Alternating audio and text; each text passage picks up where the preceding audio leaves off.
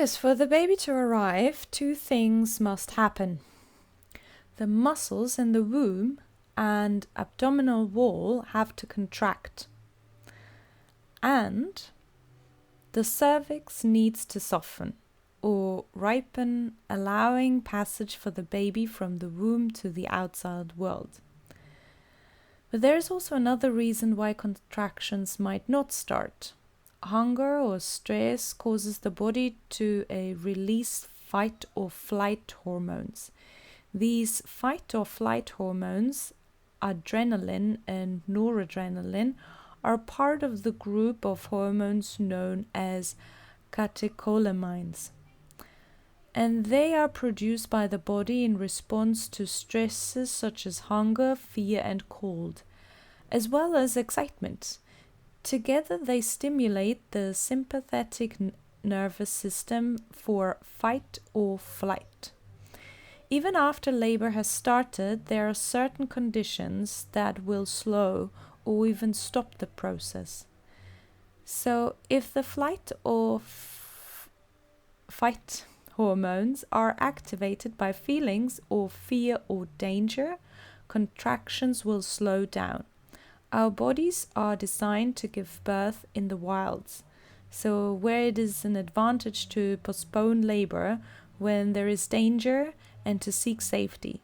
Many women have had the experience of their labor stopping when they entered the unfamiliar surroundings of a hospital, and some women can be very sensitive.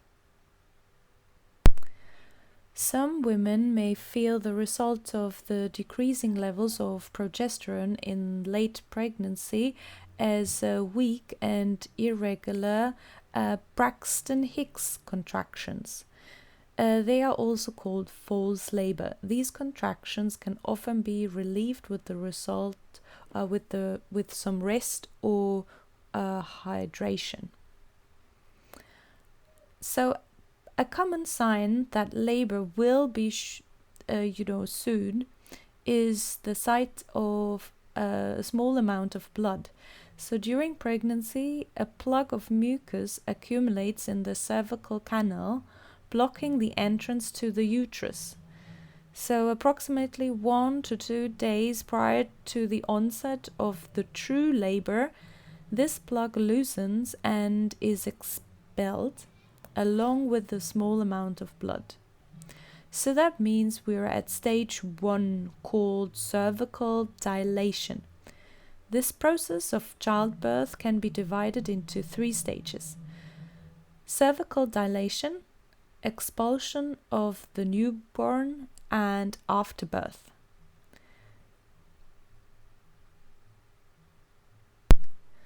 The dilation stage is the longest stage of labor and typically takes 6 to 12 hours.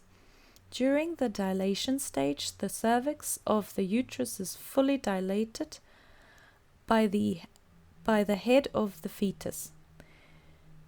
You remember the amnion ruptures, releasing the amniotic fluid, and this is commonly referred to as the water breaking.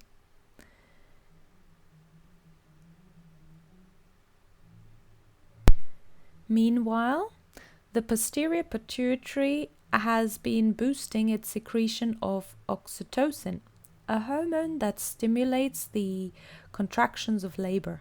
At the same time, the myometrium increases its sensitivity to oxytocin by expressing more receptors for this hormone. As labor nears, oxytocin begins to stimulate stronger, more painful uterine contractions, which, in a positive feedback loop, stimulate the secretion of prostaglandins from the fetal membranes. Like oxytocin, prostaglandins also ensure and enhance uterine contractile strength. The fetal pituitary also secretes oxytocin, which increases prostaglandins even further. There is a video just about this positive feedback loop, so if you need another tutoring session, just watch this video.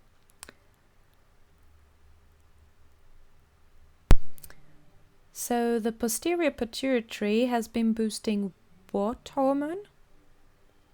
Very good. It's secretion of oxytocin, and that stimulates the contractions. Very good.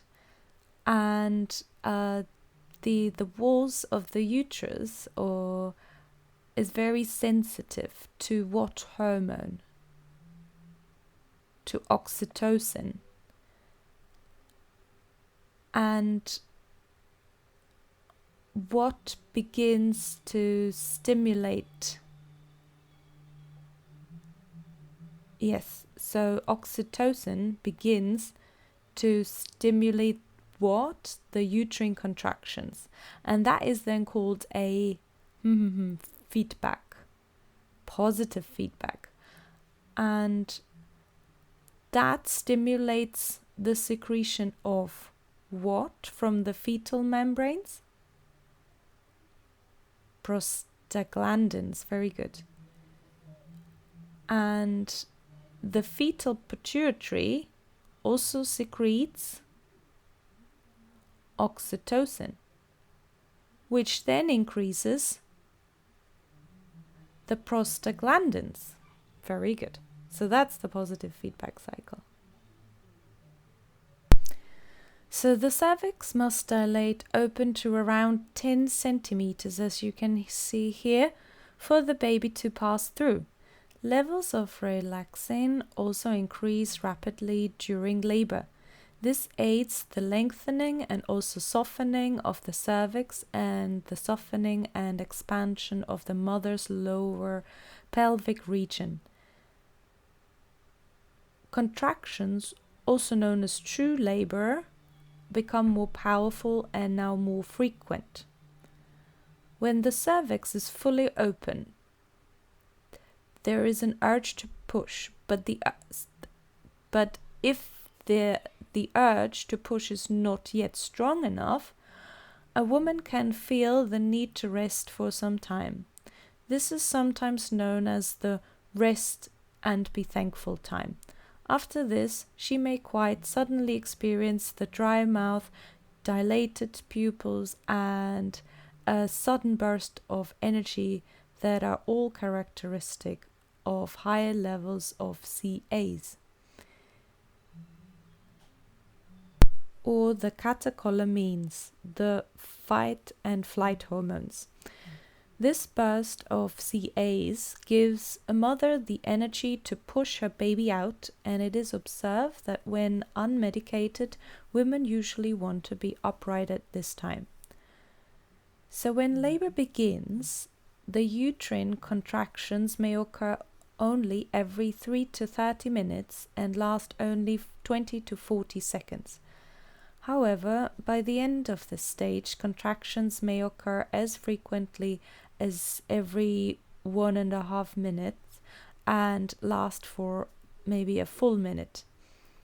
Each contraction sharply reduces oxygenated blood flow from the fetus. For this reason, it is critical that a period of relaxation occurs after each contraction. Fetal distress, measured as a sustained decrease or increase in the fetal heart rate, can result from severe contractions that are too powerful or too lengthy for oxygenated blood to be restored to the fetus. Such a situation can be a cause for an emergency birth with vacuum, forceps, or by a cesarean section. As labor contractions become more intense, natural pain relief hormones are released, known also as the beta endorphins. They are similar to drugs like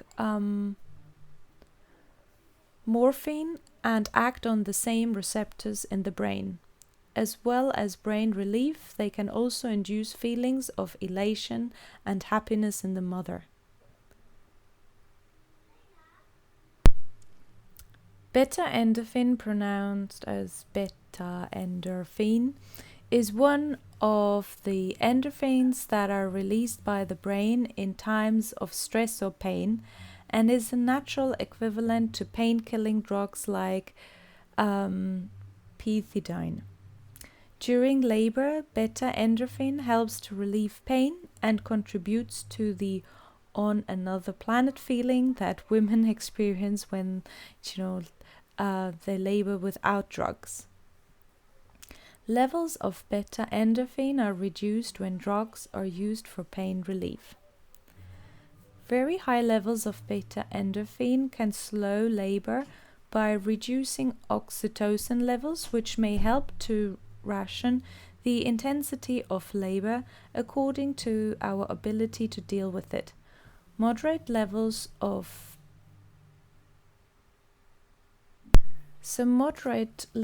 beta endorphin help to deal with pain labor as well as encouraging to follow the mother's instincts. As part of the hormonal cocktail after birth, beta endorphin plays a role in bonding between mother and baby. So beta endorphin helps the body to release prolactin, underlying the elaborate interplay between these hormones of labor, birth, and breastfeeding.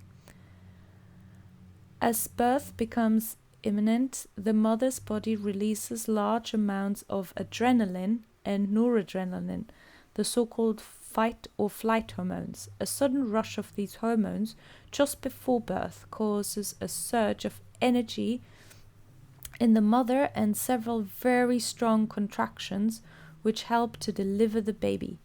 Stressfulness of childbirth is examined by the output of stress hormones such as the catecholamines.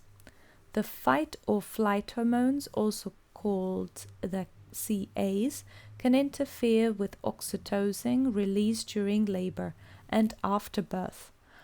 However, they do have an important role to play in the second stage of labor, which is when the birth actually occurs. So, also oxytocin is the hormone that causes the uterus to contract during labor, remember? And at its peak, which is triggered by sensations of stretching of the birth canal as the baby is born, does not occur when an epidural is in place. Administration of an epidural has been found to interfere also with bonding. So the levels of oxytocin gradually increase throughout labor and are at the highest around the time of birth, when it contributes to euphoria and receptiveness to the baby that a mother usually feels. This expulsion stage begins when the fetal head enters the birth canal. So we're at the second stage now, and this ends with the birth of the newborn. It typically takes up to 2 hours, but it can last longer or be completed in minutes, depending in part on the orientation of the fetus. So usually the head of the child emerges first, and then the nose and the mouth are cleared of mucus so the child can breathe. The umbilical cord is cut and clamped after the rest of the body of the child emerges. Unfortunately, in fewer than 5% of births, the infant is orientated in the breech presentation or buttocks down. In a complete breech, both legs are crossed and orientated downward. In a frank breech presentation, the legs are orientated upward. So today, most breech births are accomplished by a cesarean section.